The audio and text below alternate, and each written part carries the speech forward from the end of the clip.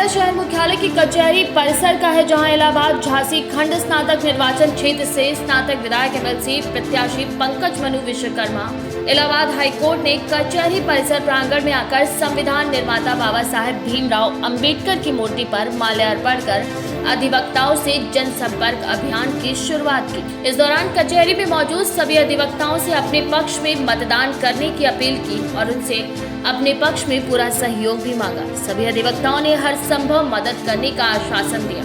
मौके पर उनके प्रचार प्रसार में अधिवक्ता चुनुबाद प्रसाद, पूर्व सचिव bar association Jaikaran Verma, Manbodhan Vishwakarma, Kallu KP Vishwakarma, advocate सहित कई लोग मौजूद रहे। देखिए, एजेंडा विधान परिषद का चुनाव आप ही समझ ही रहे होंगे कि बहुत कम समय में संपादित करने का कार्य निर्वाचन आयोग ने किया है, जिसके तहत मैं प्रत्याशी हूं। पंकज मनु विश्वकर्मा एडवोकेट नाम है हमारा, और हम लोग विशेष रूप से अपने अधिवक्ता भाई को प्रोजेक्ट करके इस चुनाव को लड़ रहे हैं। उसी सिलसिले में आज हम लोग तमाम जनपदों से भ्रमण करते हुए बादा में कल रात विश्राम किए और हम यहाँ अधिवक्ता साथियों से जनसंपर्क करने जा रहे हैं। लेकिन सबसे पहले चूँकि हमारे पूज्य हैं परम आदरणीय बाबा साहब अम्बेडकर साहब, तो हम उनका माल्यार्पण किए, उनसे आशीर्वाद लिए और उसके पहले हम धन्यवाद अपने यहाँ के पूर्व महासचिव परम आदरणीय जयकरण साहब को देंगे कि जिन्होंने जिसका संविधान, जिसके व्यक्तित्व का लोहा पूरी दुनिया में माना गया, और ऐसे हमारे वर्मा साहब इस कचहरी के परिसर में बाबा साहब की मूर्ति का उन्होंने शिलान्यास करवाया, अपने कार्यकाल में स्थापना की। तो हमको ये जान करके बहुत अच्छा लगा और हम इसकी जितना प्रशंसा करें उतना ही कम है। तो हम लोगों ने माल्यार्पण किया, बाबा साहब के कर कमलों में श्रद्धा सुमन अर्पित किया, उनसे आशीर्वाद लिया और आगे हम लोग इसी कड़ी में अपने अधिवक्ता साथियों से जनसंपर्क करने जा रहे हैं। किस प्रकार संपर्क मिल रहा है, किस प्रकार से लोगों को समर्थन मिल रहा है? देखिए, इस चुनाव में पहली चीज़ तो आप जानिए कि मैं अधिवक्ता समुदाय से तनहा कैंडिडेट हूँ, कोई अधिवक्ता चुनाव नहीं लड़ रहा हूँ। दूसरा ये कि इस चुनाव को अभी तक केवल शिक्षक या शिक्षा माफिया लड़ते रहे और अधिवक्ताओं की बात ऐसे ही सरकार तक नहीं पहुँच पाती है।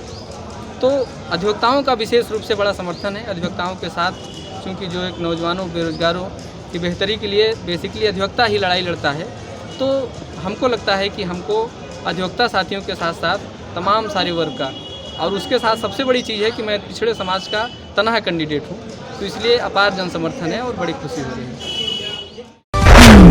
बादा में रोडवेज की आरएम को एंटी करप्शन टीम ने रंगे हाथों हजारों रुपए की रिश्वत लेते हुए गिरफ्तार कर लिया है। भ्रष्टाचार में संलिप्त अधिकारी लगातार विभाग के लोगों को प्रताड़ित करता था और किसी भी सरकारी काम को करने के लिए एक मोटी रकम की मांग किया करता था, जिस पर आरएम से पीड़ित विभागीय अधिकारी ने एंटी करप्शन टीम को मामले की सूचना दी। इसके बाद एंटी करप्शन टीम बांदा पहुंची और रिश्वत के रुपयों के साथ आरोपी को गिरफ्तार कर लिया है और कोतवाली में पूछताछ जारी है। रमेश कुमार वर्मा जी हैं, वरिष्ठ लिपिक रोडवेज कार्यालय में। तो इनके द्वारा शिकायत की गई थी हमारे इकाई कार्यालय झांसी जाके कि साहब हमारे जो आरएम साहब हैं संजू अग्रवाल जी, ये जो है इनकी वेतन विसंगति को ठीक करने के एवज में रुपए की मांग कर रहे हैं।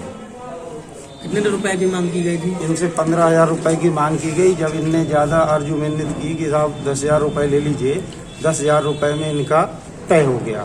तो इनने हमें जो है कल जाके एप्लीकेशन दिया और बताया कि हमारा जो है 24 तारीख को उन्हीं के कार्यालय में पैसा देना तय हुआ है। वो कह रहे जब तक पैसा नहीं दोगे तब तक हम आपका काम नहीं करेंगे।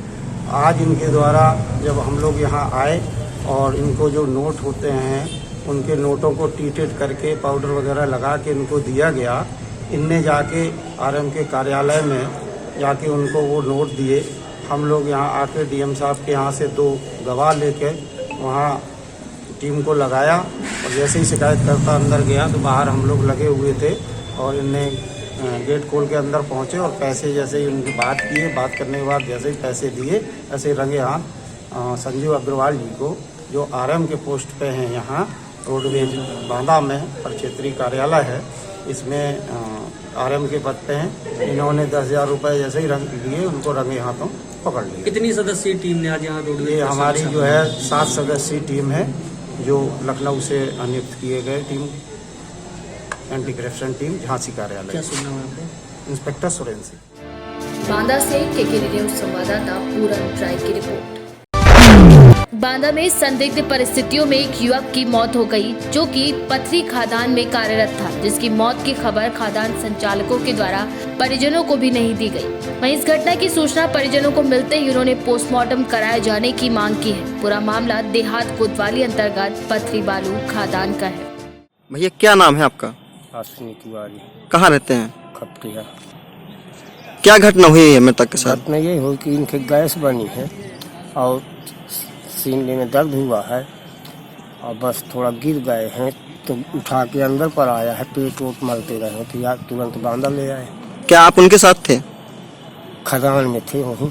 खदान में आप उनके साथ थे? हाँ, मौके पे? हाँ मौके पे थे, 10-12 लोग थे। अच्छा, तो क्या काम करते थे वहाँ पर ये? काम ये अड्डियों का काम देखते थे और बस की गाड़ी जल्दी जल्दी लोड हो, कौन वहीं ड्यूटी में थे। ड्यूटी थी इनकी उस दिन? हाँ, इनकी छुट्टी हो गई थी एक दिन, छुट्टी हो गई थी एक दिन पहले जी। फिर आए हैं तो फिर हमारे साथ बने रहे तीनों लोग, 10-15 लोग थे नीचे, तो कहा मन नहीं लागत तो हम चले आओ यहीं रहा।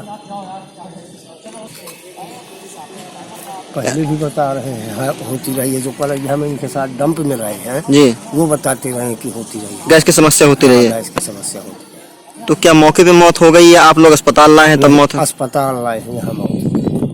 अस्पताल लाए हैं। शिवाकांत शिवाकांत नाम था। किस खदान में काम करते थे? पथरी। पथरी खदान में काम करते थे। कितनी उम्र बताई आपने? 42 हो गई। बांदा से केकेडी न्यूज संवाददाता पूरन राय की रिपोर्ट।